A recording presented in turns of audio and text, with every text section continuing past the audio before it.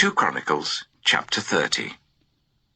Hezekiah sent word to all Israel and Judah, and also wrote letters to Ephraim and Manasseh, inviting them to come to the temple of the Lord in Jerusalem and celebrate the Passover to the Lord, the God of Israel. The king and his officials and the whole assembly in Jerusalem decided to celebrate the Passover in the 2nd month. They had not been able to celebrate it at the regular time, because not enough priests had consecrated themselves, and the people had not assembled in Jerusalem. The plan seemed right, both to the king and to the whole assembly.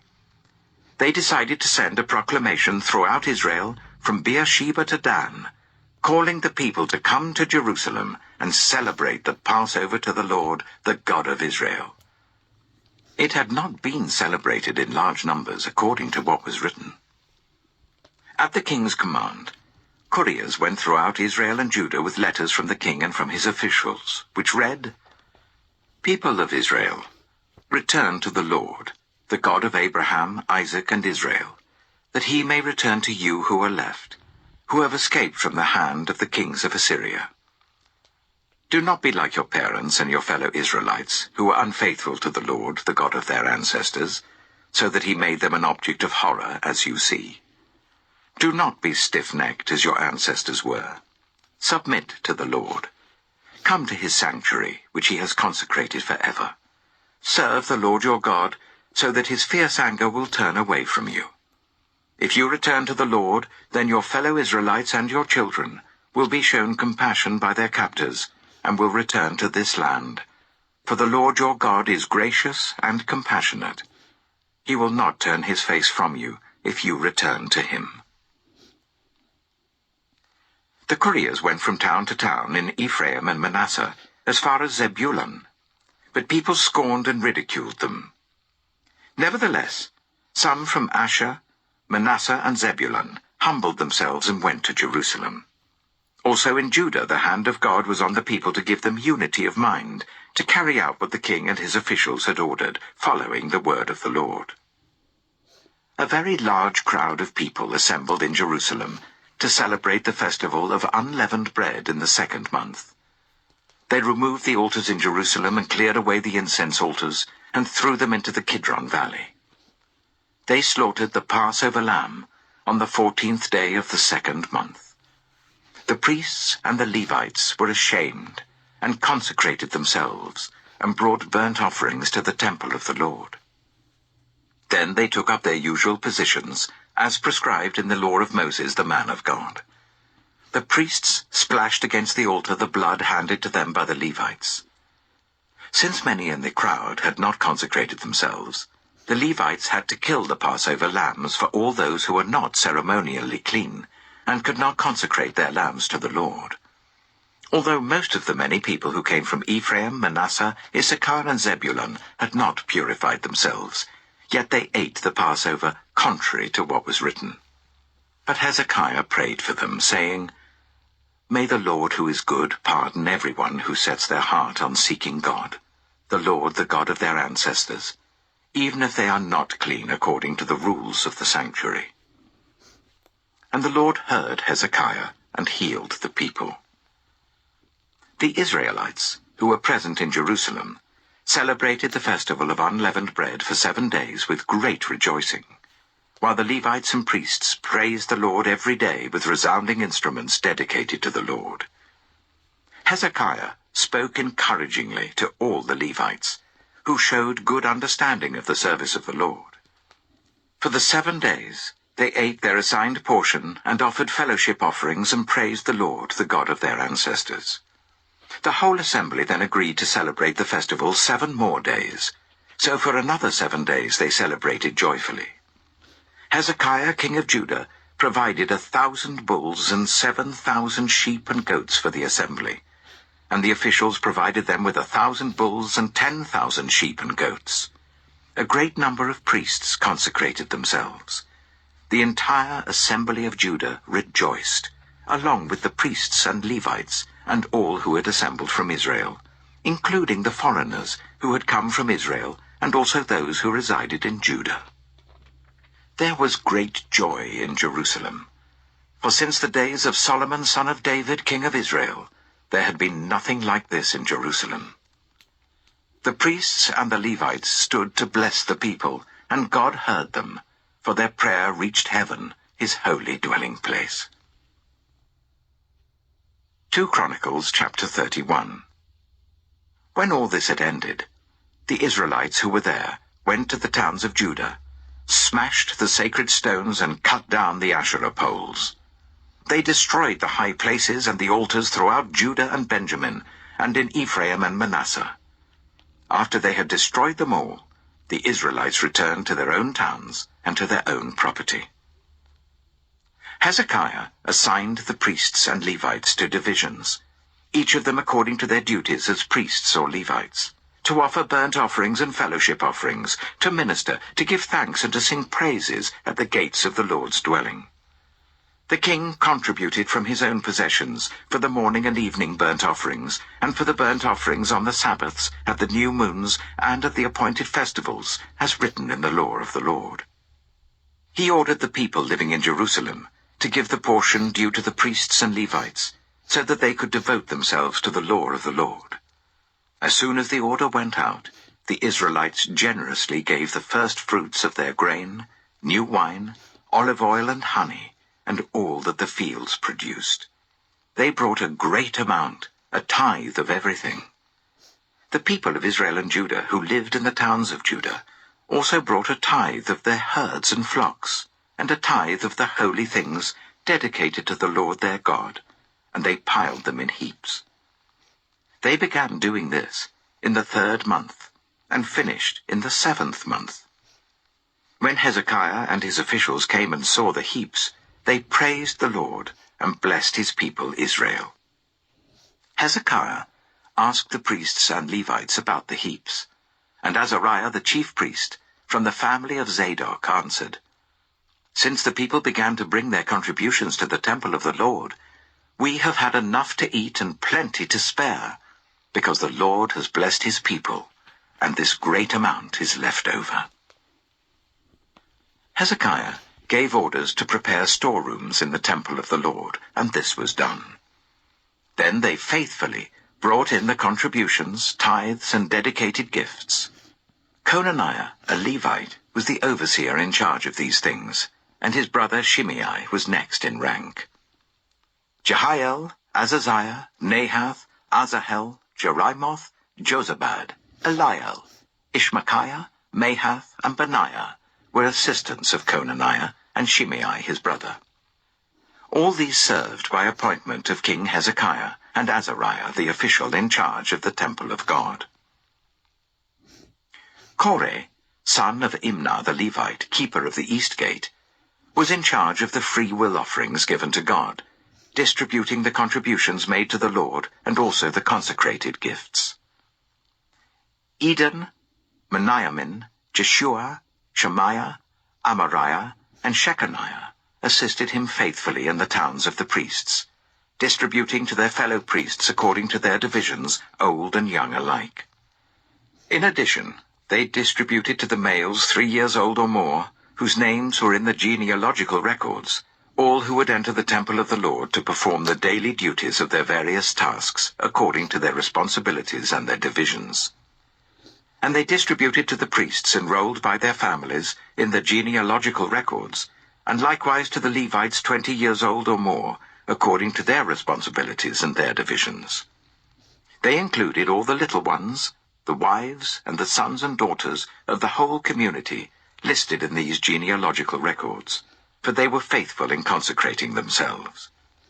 As for the priests, the descendants of Aaron, who lived on the farmlands around their towns or in any other towns, men were designated by name to distribute portions to every male among them, and to all who were recorded in the genealogies of the Levites.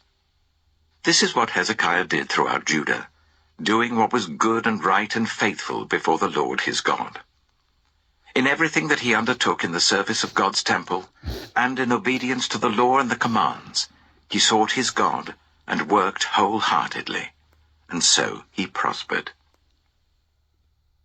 2 Chronicles chapter 32.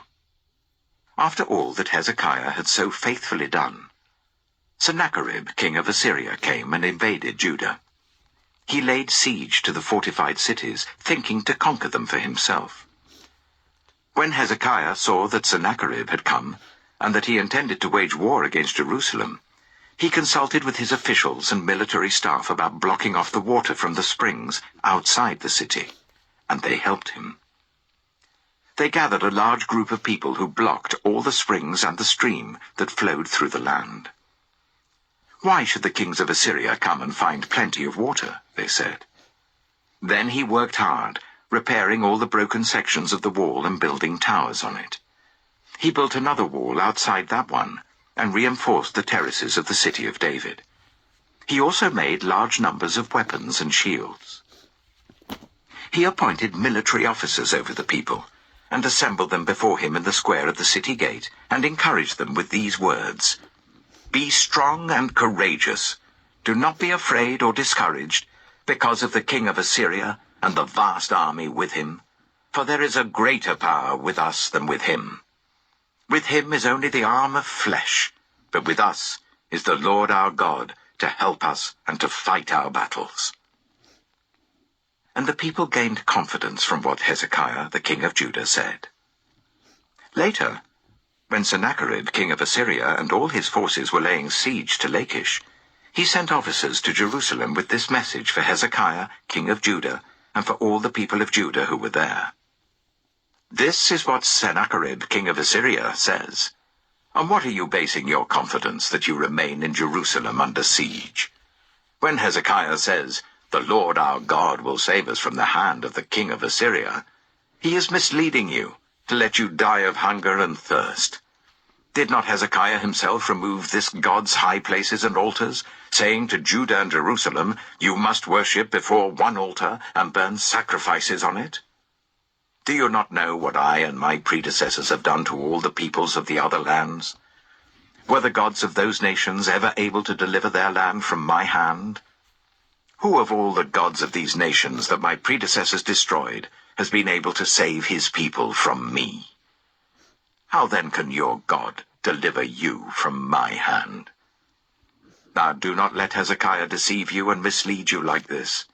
Do not believe him, for no God of any nation or kingdom has been able to deliver his people from my hand or the hand of my predecessors. How much less will your God deliver you from my hand?" Sennacherib's officers spoke further against the Lord God and against his servant Hezekiah. The king also wrote letters ridiculing the Lord, the God of Israel, and saying this against him: "Just as the gods of the peoples of the other lands did not rescue their people from my hand, so the God of Hezekiah will not rescue his people from my hand." Then they called out in Hebrew to the people of Jerusalem who were on the wall, to terrify them and make them afraid in order to capture the city. They spoke about the God of Jerusalem as they did about the gods of the other peoples of the world, the work of human hands. King Hezekiah and the prophet Isaiah, son of Amoz, cried out in prayer to heaven about this. And the Lord sent an angel who annihilated all the fighting men and the commanders and officers in the camp of the Assyrian king. So he withdrew to his own land in disgrace. And when he went into the temple of his God, some of his sons, his own flesh and blood, cut him down with the sword. So the Lord saved Hezekiah and the people of Jerusalem from the hand of Sennacherib, king of Assyria, and from the hand of all others. He took care of them on every side. Many brought offerings to Jerusalem for the Lord, and valuable gifts for Hezekiah, king of Judah. From then on, he was highly regarded by all the nations. In those days, Hezekiah became ill, and was at the point of death. He prayed to the Lord, who answered him, and gave him a miraculous sign. But Hezekiah's heart was proud, and he did not respond to the kindness shown to him. Therefore the Lord's wrath was on him, and on Judah and Jerusalem. Then Hezekiah repented of the pride of his heart, as did the people of Jerusalem. Therefore the Lord's wrath did not come on them during the days of Hezekiah. Hezekiah had very great wealth and honor. And he made treasuries for his silver and gold and for his precious stones, spices, shields, and all kinds of valuables. He also made buildings to store the harvest of grain, new wine, and olive oil. And he made stalls for various kinds of cattle and pens for the flocks. He built villages and acquired great numbers of flocks and herds, for God had given him very great riches. It was Hezekiah who blocked the upper outlet of the Gihon spring, and channeled the water down to the west side of the city of David. He succeeded in everything he undertook. But when envoys were sent by the rulers of Babylon to ask him about the miraculous sign that had occurred in the land, God left him to test him, and to know everything that was in his heart.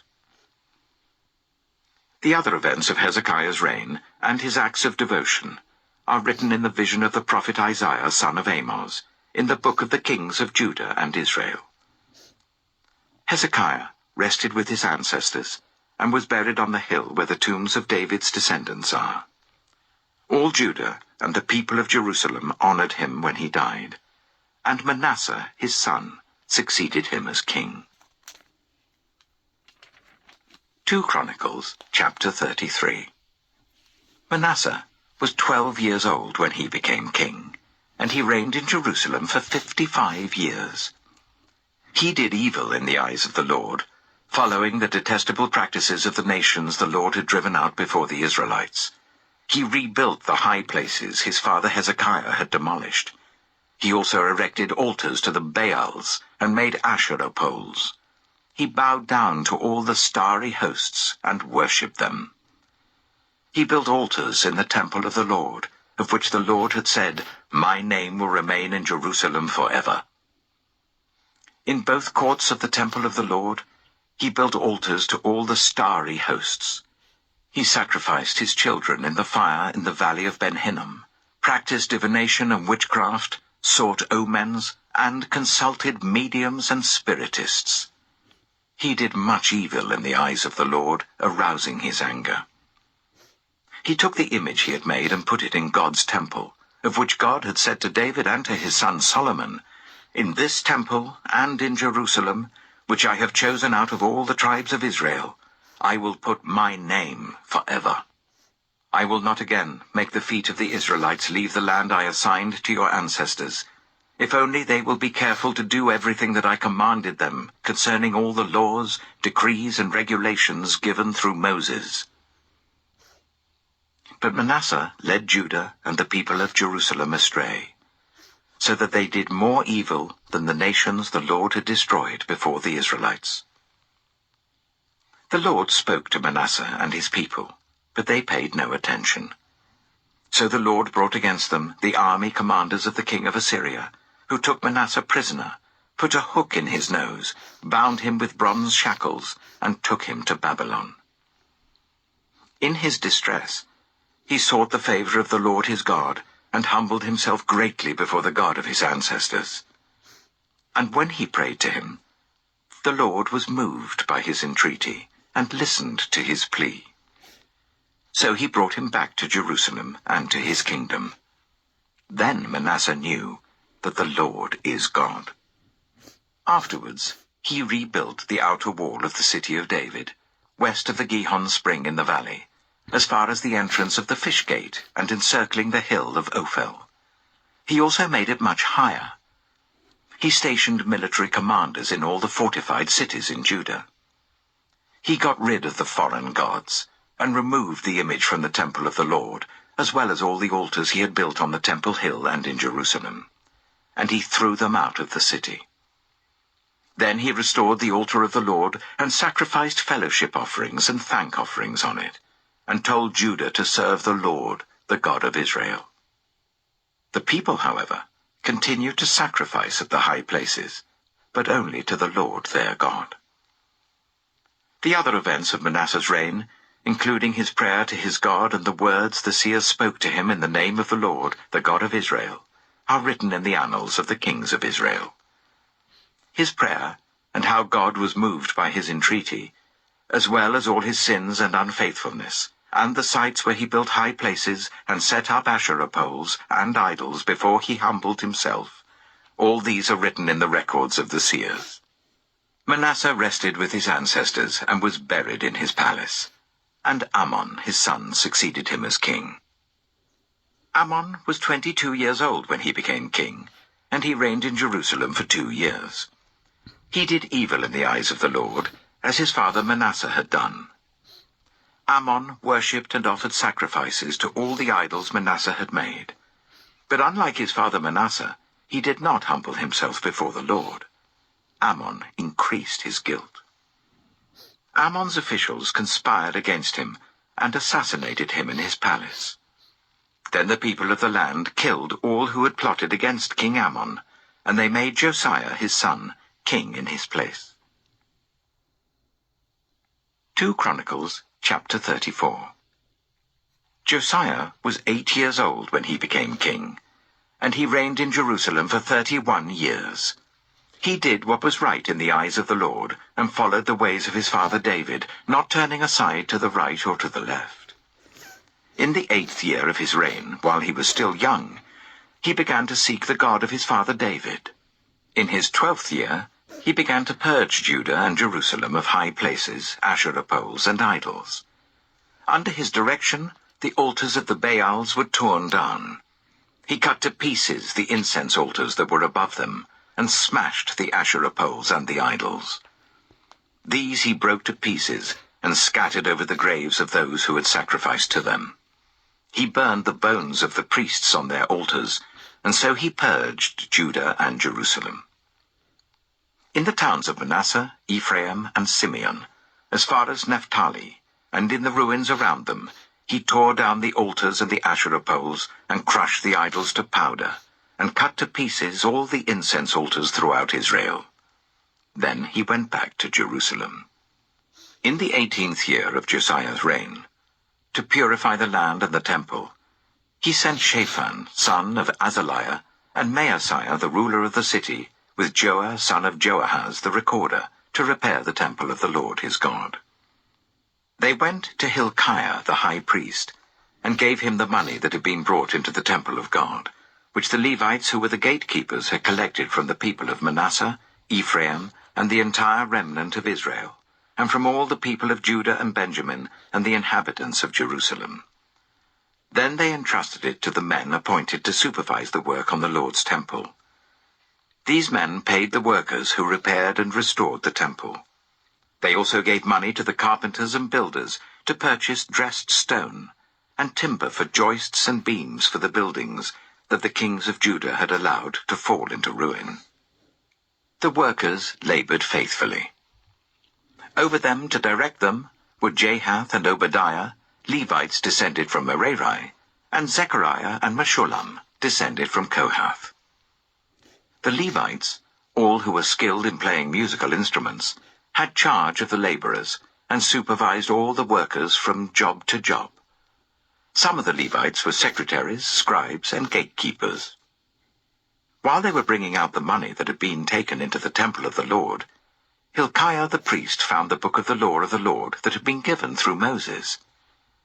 Hilkiah said to Shaphan the secretary, "I have found the book of the law in the temple of the Lord." He gave it to Shaphan.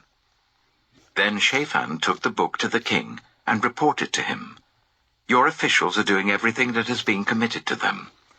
They have paid out the money that was in the temple of the Lord and have entrusted it to the supervisors and workers." Then Shaphan the secretary informed the king, "Hilkiah the priest has given me a book." And Shaphan read from it in the presence of the king. When the king heard the words of the law, he tore his robes. He gave these orders to Hilkiah, Ahikam son of Shaphan, Abdon son of Micah, Shaphan the secretary, and Asaiah the king's attendant. "Go and inquire of the Lord for me, and for the remnant in Israel and Judah, about what is written in this book that has been found. Great is the Lord's anger that is poured out on us, because those who have gone before us have not kept the word of the Lord.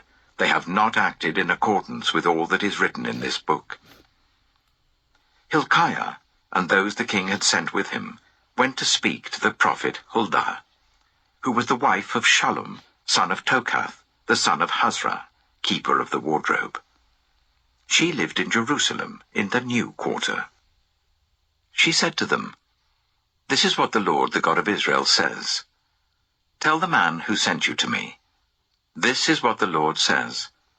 I'm going to bring disaster on this place and its people. All the curses written in the book that has been read in the presence of the king of Judah. Because they have forsaken me, and burned incense to other gods, and aroused my anger by all that their hands have made, my anger will be poured out on this place and will not be quenched. Tell the king of Judah, who sent you to inquire of the Lord, this is what the Lord, the God of Israel, says concerning the words you heard. Because your heart was responsive, and you humbled yourself before God when you heard what he spoke against this place and its people, and because you humbled yourself before me and tore your robes and wept in my presence, I have heard you, declares the Lord. Now I will gather you to your ancestors, and you will be buried in peace. Your eyes will not see all the disaster I am going to bring on this place, and on those who live here." So they took her answer back to the king. Then the king called together all the elders of Judah and Jerusalem. He went up to the temple of the Lord with the people of Judah, the inhabitants of Jerusalem, the priests and the Levites, all the people from the least to the greatest. He read in their hearing all the words of the book of the covenant, which had been found in the temple of the Lord. The king stood by his pillar, and renewed the covenant in the presence of the Lord, to follow the Lord, and keep his commands, statutes, and decrees with all his heart and all his soul, and to obey the words of the covenant written in this book. Then he made everyone in Jerusalem and Benjamin pledge themselves to it. The people of Jerusalem did this in accordance with the covenant of God, the God of their ancestors. Josiah removed all the detestable idols from all the territory belonging to the Israelites, and he made all who were present in Israel serve the Lord their God. As long as he lived, they did not fail to follow the Lord, the God of their ancestors. 2 Chronicles chapter 35. Josiah celebrated the Passover to the Lord in Jerusalem, and the Passover lamb was slaughtered on the 14th day of the first month. He appointed the priests to their duties, and encouraged them in the service of the Lord's temple. He said to the Levites who instructed all Israel, and who had been consecrated to the Lord, "Put the sacred ark in the temple that Solomon son of David, king of Israel, built. It is not to be carried about on your shoulders. Now serve the Lord your God and his people Israel. Prepare yourselves by families in your divisions, according to the instructions written by David, king of Israel, and by his son Solomon. Stand in the holy place with a group of Levites for each subdivision of the families of your fellow Israelites, the lay people. Slaughter the Passover lambs, consecrate yourselves, and prepare the lambs for your fellow Israelites, doing what the Lord commanded through Moses." Josiah provided for all the lay people who were there a total of 30,000 lambs and goats for the Passover offerings, and also 3,000 cattle, all from the king's own possessions. His officials also contributed voluntarily to the people and the priests and Levites. Hilkiah, Zechariah, and Jehiel, the officials in charge of God's temple, gave the priests 2,600 Passover offerings and 300 cattle. Also, Conaniah, along with Shemaiah and Nathanael his brothers, and Hashabiah, Jeiel, and Jozabad, the leaders of the Levites, provided 5,000 Passover offerings and 500 head of cattle for the Levites. The service was arranged, and the priests stood in their places with the Levites in their divisions as the king had ordered. The Passover lambs were slaughtered, and the priests splashed against the altar the blood handed to them, while the Levites skinned the animals. They set aside the burnt offerings to give them to the subdivisions of the families of the people to offer to the Lord, as it is written in the book of Moses. They did the same with the cattle. They roasted the Passover animals over the fire as prescribed, and boiled the holy offerings in pots, cauldrons, and pans, and served them quickly to all the people. After this, They made preparations for themselves and for the priests, because the priests, the descendants of Aaron, were sacrificing the burnt offerings and the fat portions until nightfall. So the Levites made preparations for themselves and for the Aaronic priests. The musicians, the descendants of Asaph, were in the places prescribed by David, Asaph, Heman, and Jeduthun, the king's seer. The gatekeepers at each gate did not need to leave their posts, because their fellow Levites made the preparations for them. So at that time, the entire service of the Lord was carried out for the celebration of the Passover, and the offering of burnt offerings on the altar of the Lord, as King Josiah had ordered. The Israelites who were present celebrated the Passover at that time, and observed the festival of unleavened bread for 7 days. The Passover had not been observed like this in Israel since the days of the prophet Samuel, and none of the kings of Israel had ever celebrated such a Passover as did Josiah, with the priests, the Levites, and all Judah and Israel, who were there with the people of Jerusalem. This Passover was celebrated in the 18th year of Josiah's reign. After all this, when Josiah had set the temple in order, Necho, king of Egypt, went up to fight at Carchemish on the Euphrates, and Josiah marched out to meet him in battle. But Necho sent messengers to him, saying, "What quarrel is there, king of Judah, between you and me? It is not you I am attacking at this time, but the house with which I am at war. God has told me to hurry. So stop opposing God, who is with me, or he will destroy you." Josiah, however, would not turn away from him, but disguised himself to engage him in battle.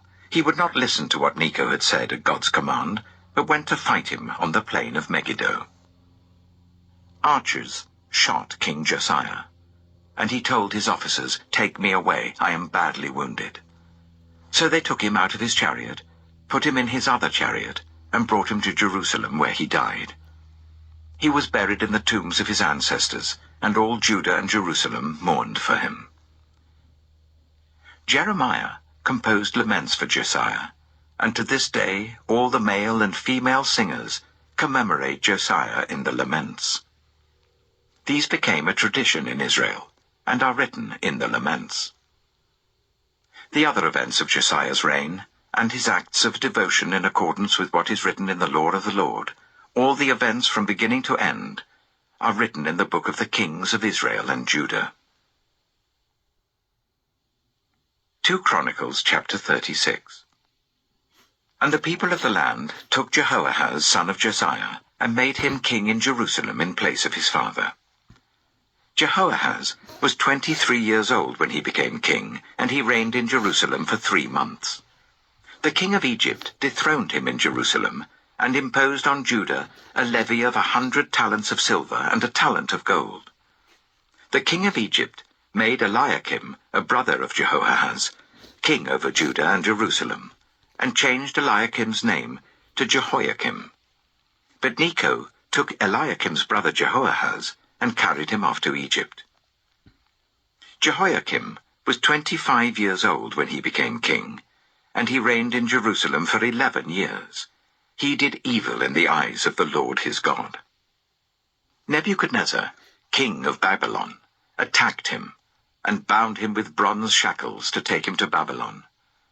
Nebuchadnezzar also took to Babylon articles from the temple of the Lord and put them in his temple there.